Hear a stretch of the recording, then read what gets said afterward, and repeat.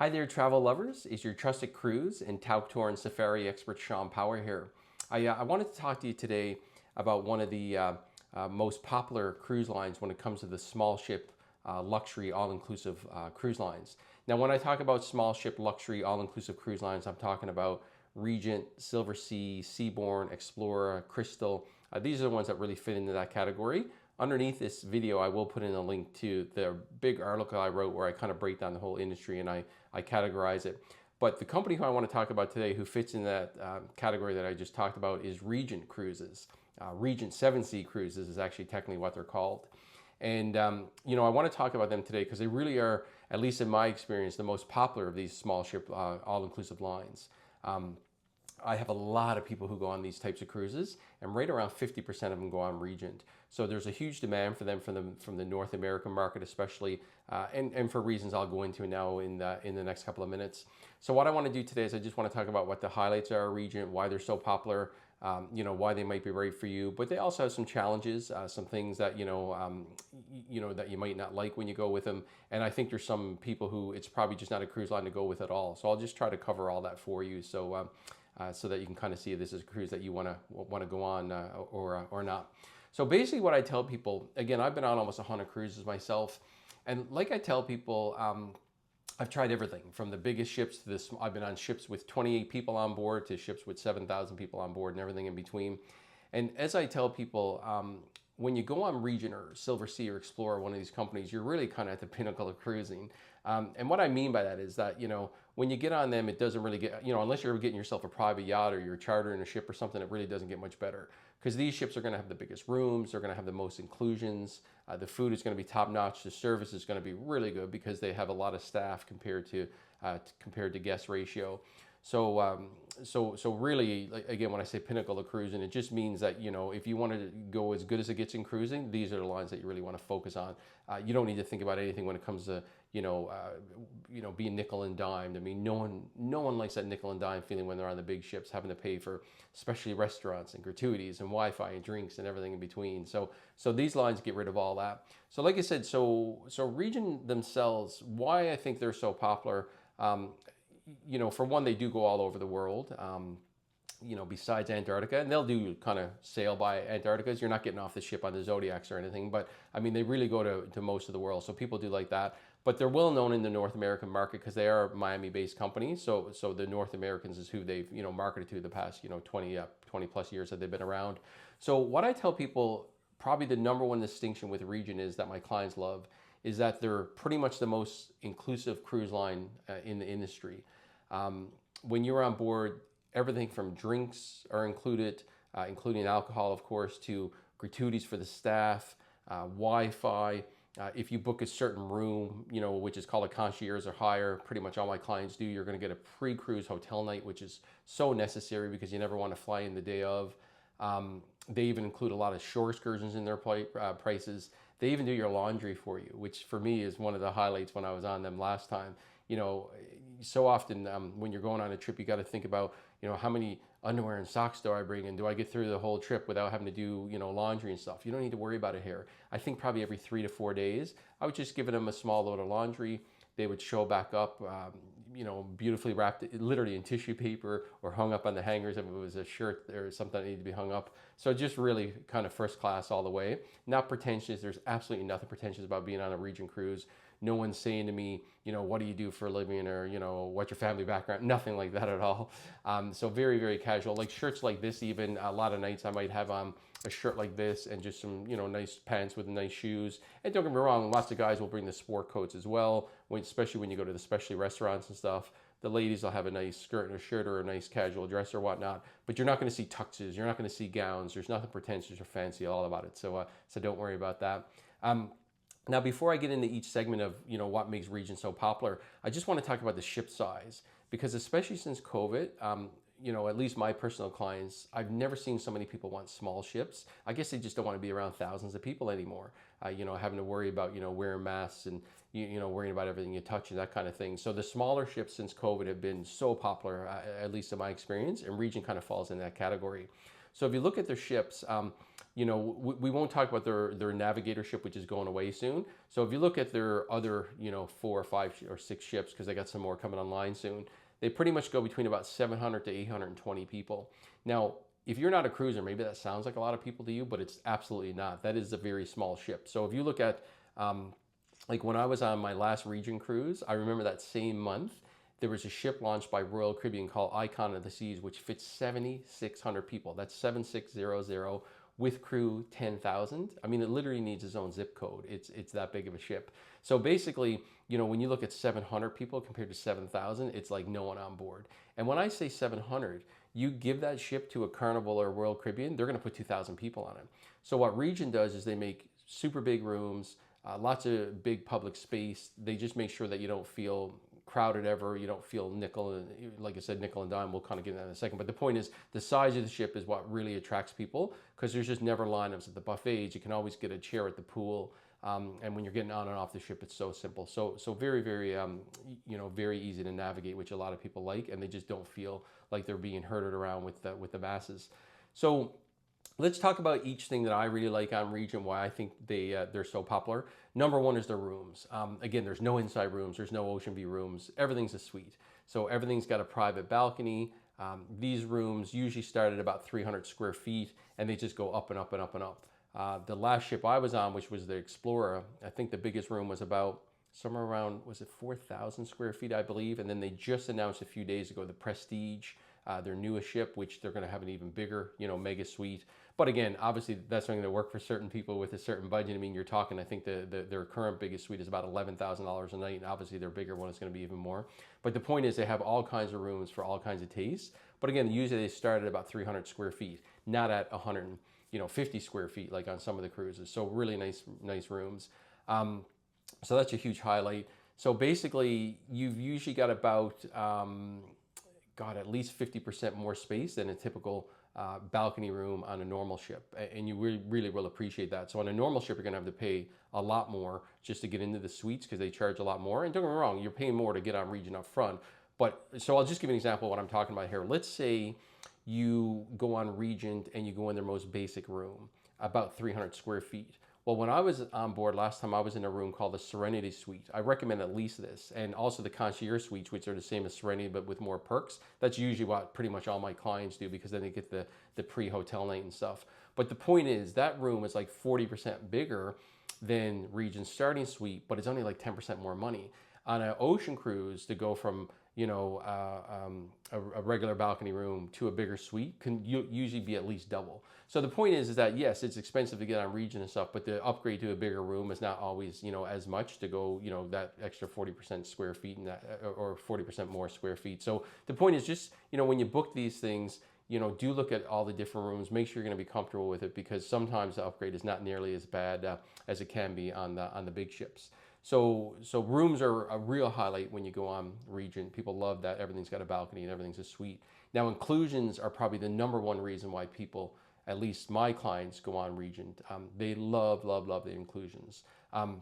Absolutely, you're going to pay up more up front. I mean, some of these sailings start at $1,000 a person a day. Not quite as much for all of them. I mean, I've seen some for $600, $700, $800. But the point is that when you've paid up front, you're paying for almost everything. So you really know your bottom line expense. You're not worrying about getting on the ship and having to pay for everything separately. So, for example, drinks. You don't need to worry about, oh, hey, I'm at the bar. We just met this new couple. Did we pay for their drinks? Did we buy a bottle of wine and share it? Or do I pay for that extra glass of wine tonight? Maybe I only want a half a glass. It's all included. So you don't need to worry about that. You're not going to feel nickel and dime when it comes to the alcohol. And even if you don't drink alcohol, all the waters and sodas and everything, all the specialty coffees is all included. So that's huge. And they have drinks everywhere. In your room, they'll have the mini bar, which is included. You go to the gym, they'll have bottles of water. I even remember last time they had Gatorade in the gym. I remember going to the sports court. I think I played some pickleball, and they had some Gatorades and waters out there. So, these things that you always got to worry about on big ships, it just all goes away. So the drinks are included. The gratuities are included for all the staff. You're not having to worry about getting, like most cruise lines these days are charging about $20 a day. So like the cruise might look cheap, but all of a sudden you get on board and you're on a 10-day cruise. Right away, you've got to pay like $400 a couple extra just for gratuities on top of the drinks. And even if you got a drink package included, not all the drinks are included. And don't get me wrong, if you go on Regent and you have a, I don't know, a 50-year-old Macallan Scotch, that's not going to be included. But in my experience, I've literally never paid for a drink on Regent, and I've been on them 3 times. And they have lots and lots of choice, lots of great scotches and wines and, you know, martinis and everything, you know, you can think of, you name it, it's included, except for some really high-end stuff. But with the big ship cruises, with their packages, a lot of those will only include drinks up to $15 and that kind of thing. Not like that on Regent at all. So like I said, but again, the gratuities are going to be included, and like I said, $20 a day on a lot of these, you know, big ships. So it can get very expensive. Specialty dining is huge, a huge expense on the big ships. I remember I was on Celebrity maybe about a year ago and literally spent $800 at the specialty restaurants for myself and my partner. So, I mean, my goodness, that's a lot of money on top of the cruise price already. So again, when I was on my last Regent cruise on the Explorer, and by the way, Explorer, E-R, is a Regent ship. Explora, E-X-P-L-O-R-A, is a cruise line. So hopefully there's no mix up there. Again, I'll put some links underneath that, and when you see it in rain, it might make more sense. But when I was on the Explorer cruise ship with Regent, they had a beautiful Asian restaurant, specialty restaurant. They had a great steakhouse, and I think the other one was a French, if I remember. But the point is, there was no charges at all. And I mean, I had some, you know, I remember one night I had a beautiful Maine lobster. They had it chopped in 2 for me. I mean, it was just fabulous, you know, no charge. Again, the big ships, hundreds and hundreds of dollars for these things. So people love that the specialty restaurants are all included. Again, they have an Italian restaurant. They turn the buffet into an Italian restaurant at night. So again, the food is just a real highlight on Regent. And again, there's nowhere to spend money, which is great. You know, tea time, you know, some of the cruise lines started trying to charge 10, 15, 20 bucks for tea time years ago. Regent never ever did that. And at the same time, they'll have, like, you know, live musicians in there and stuff. So again, they really do everything right when it comes to the, like I said, to the inclusions and to the food. Now, moving on, service is a big highlight on these small ships. Again, it's hard to explain until you get on board. And like I said, there's nothing pretentious about this at all. But so let me give you an example. I remember the first time I went on Regent, and I wasn't on very long, maybe 10 minutes. And I said to one of the staff members, "Can you tell me where the closest washroom is?" Well, normally they'll say over there or over there. They literally said, "Here, let me show you." And they walked me to the washroom. Now, again, nothing pretentious, nothing stuffy, but it's just they have more time.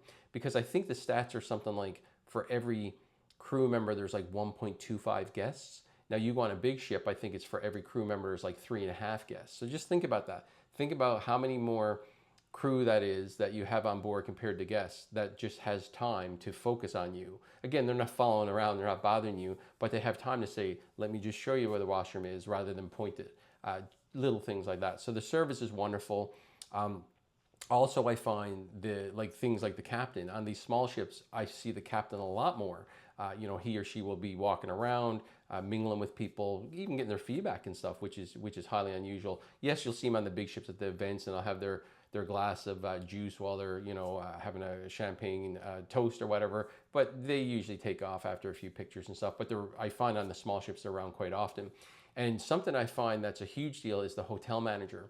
Now, I don't know if you know what that term means on a cruise ship, but basically the captain runs, you know, the entire ship, of course, and all the operations and floating around and all that kind of, you know, all that kind of technical things. But the hotel manager runs everything else. So anything when it comes to guest experience, from the hotel rooms to the restaurants to the entertainment to you name it, it's all underneath the hotel manager. Well, if anything goes wrong, it's nice to be able to talk with him or her, because, you know, you spent a lot of money and you want to get it fixed and you want to have a great cruise. They literally have an open door on someone like Regent, which is fabulous. I remember being on the big ships years ago with a group of about 20, and we had some issues and they just were not getting solved by the front desk. They weren't getting solved by the supervisors. And I tried to talk to the hotel manager. I literally had to jump through hoops. And I'm someone who sells millions and millions of dollars of cruises a year. So the point is, if they don't, you know, make someone like me and my group happy, I'm not going to sell that cruise line. And funny enough, I stopped selling that cruise line, and, you know, I haven't sold them in over 3 years now. But the point is, I couldn't even get a hold of the hotel manager. You go on Regent, their doors open. So, you know, the point is, just know that, you know, there's a lot more staff on these ships. They're there to take care of you. They're there to make sure that, you know, whatever you need is, you know, is brought to you, is served to you, whatever you like. But if something goes wrong, which it usually doesn't on these ships, but if it does, you also have access to someone like the hotel manager, which is wonderful. So like I said, so if you look at Regent again, the main thing that I know my clients love, the inclusions is probably number one. The nickel and diamond is out of the way after they pay for the cruise up front. They know they're going to get a great room. It's going to be a beautiful big room. Everything's pretty much a suite. They all have private balconies. You know, you're not going to get nickel on board or nickel and diamond on board for things like gym classes. You're not going to get, the thermal suite. I love this area on cruise ships, you know, where you go to in the spa, there's usually like a hot tub and some heated beds. And you know, it's an area where they usually charge about like $40 a day on a lot of the cruise ships. When I was on Regent last time, it was all included. And I went there every night, like 6, 7 o'clock to just enjoy the sunset before dinner. I used to get actually ready there for dinner. You know, in the gym, it was just a really nice shower and everything. And again, no charge. It's like $40 on other cruise lines every day. So like I said, so people love the inclusions. They love the big rooms. They love the food. Just another thing really quickly about the food. I remember being in the main dining room on Regent. And like I said, the specialty dining rooms are wonderful, but just in the main dining room, they had a everyday menu where they had literally lobster tails, lamb chops. I think it was like Alaska crab was on it every day, lobster bisque, Dover sole, escargot, scallops. Like that was just an everyday menu. Like, so if you go on a normal cruise ship, you know the everyday menu is always the same. It's chicken, salmon, and steak, and then they switch the rest up. Well, Regent, like I said, was like lobster and lamb chops, and I think it was prime rib, filet mignon. It was an amazing everyday menu. And then of course they also had a daily menu that changes. So this is a step up. I mean, it's not normal food that you're going to get on a big ship. So do understand it's going to be very, very different, and your palate is going to love it. So like I said, people love the food. They love the attentive service. So really there's almost nothing not to like on a Regent cruise. But again, you know, there may be a couple of people this may not be for, and there's one area that I find that, you know, a couple of areas that we do have some issues with. So number one that I didn't talk about yet is Regent, or I might have mentioned it earlier, but they include a lot of shore excursions in their prices. So basically, that's a huge expense. I mean, shore excursions these days are like usually at least $200 a port. So let's say you go to, like when I went last time, I was in Asia, and we probably had at least 10 or 12 stops. So let's say we had 12 stops. That could easily be $2,400 a person, or you know, $3,000 or more for excursions. Excursions are not cheap no matter where you go in the world these days. So to have excursions included in the prices is a huge value. But here's the limitation. Number one, you've got to book them early. So don't wait till last minute, because the best ones always, they can only get so much inventory. So the best ones always fill up fast. The best times always fill up fast. So if you book a Regent cruise, as soon as you can book your excursions, book them. Now, most people book these a year and a half out. Depending on the room you're in, you may not be able to start booking them until 6 months before. I think some start at like 9 months before. It'll be on your invoice. And now I know for my clients, I personally email you and I let you know a week out, hey, your excursions can be booked. I don't know who you're booking through, if they do that or not. And I think if you book through Regent directly, they're not going to do that. But the point is, pay attention, find out when you can book your excursions, and book them the day they come out. Because number one, like I said, the best ones do always sell out fast, and the best times always go fast. So here's another thing with their excursions, though, that I've been noticing the last year or so. They don't include every excursion. So, like, of course, if you're in Italy and you want to rent a Ferrari for a day and it's $1,000, that's not going to be included in your price. If you go to Alaska and you want to take a helicopter ride and land on the glaciers and go with the dog sleds, and that's $700, that's not going to be included in your price. Those things are just way too expensive, because the price of the cruises will go crazy. But in my experience, if an excursion is, say, about $250 or less, it's usually included. So maybe it's a tour of a city you're going to, or maybe it's the train ride in Alaska, or maybe it's, I don't know, there's just so many excursions. It could be a basic food tour or whatnot. So there's a lot of excursions included, but not all. So when they came out with this years ago, I found about, 80% of the excursions were included, and maybe 20 weren't. So there was tons of excursions to pick that were included in your price that didn't add to it. And even when I went on Regent last, which was, I don't know, maybe a year and a half ago, on a 17-night cruise, I only spent $228 on excursions, because I think I bought one, maybe two. Well, it must have been only one. It was only $228. But the point was that for 17 days, everything, you know, all of them were included that I chose. But I find lately, I guess it's just because of cost. More excursions are not being included and you've got to pay extra for. So I'm finding now it's maybe 50-50 or maybe like 60% included, 40 not. So here's my point. You don't be shocked if you book your Regent cruise, and it really depends on your taste. But again, if you're a basic person, you just want to do basic tours and stuff, I'm sure they're all going to be included. But if you like to do higher end stuff or like, a fancier food tasting or a big, wine day or something epic that involves a helicopter or whatever, you're definitely going to pay and just don't be shocked by that. And depending when you book, we might even be able to tell you in advance which ones are included or not. But if you book really far out, that list may not be out yet. So it's just something to be aware of. If you want every single excursion included on the trip, I don't know of any other company who does that but Tauck. When you do a Tauck trip, everything's included. They don't sell you anything extra. But the only two companies who include shore excursions on the ocean cruises, besides Tauck on their small ship cruises, are Regent, and Silversea does something similar. And Silversea's the same thing. Some are included, some aren't, and more than ever, more aren't included, so it's probably close to 50-50. Now, what I do like about Regent compared to Silversea, which is why I call Regent even more inclusive, Regent has unlimited excursions. Now, unlimited means if there's time for you to do multiple excursions in one day, you can do them all. It's included in the price. So let me give you an example. I was in Shanghai years ago with Regent, and I did a morning. We were there all day. We were there for 2 days. I did a morning tour. Later in the afternoon, I did another tour. And then later that night, I went to the Chinese acrobats. So I literally did 3 tours in one day, all included in the price of the cruise. That was amazing value. It was probably like at least a $500, $600, $700 value that day. Now, Silversea, even if you have time for 2 tours, they'll only let you get 1 free, 1 per day. And I came across that, I think, in Alaska one time, where I did a tour in the morning and then I had to pay for the one in the afternoon. So that's why I say Regent's a little bit more inclusive.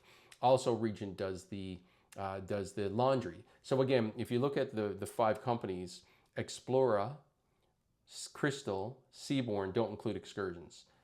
Silversea and Regent do, so I call them more inclusive, but Regent's the most inclusive because, like I said, they do your laundry for you, which is a great little perk when you're on board for a while, but also you have the unlimited excursions if there is a day where you have time for extra ones. But again, I just wanted to give you a word of warning that book your excursions right away as soon as you can. And again, the more expensive the room you book, the earlier you get to book your excursion. Same with dining.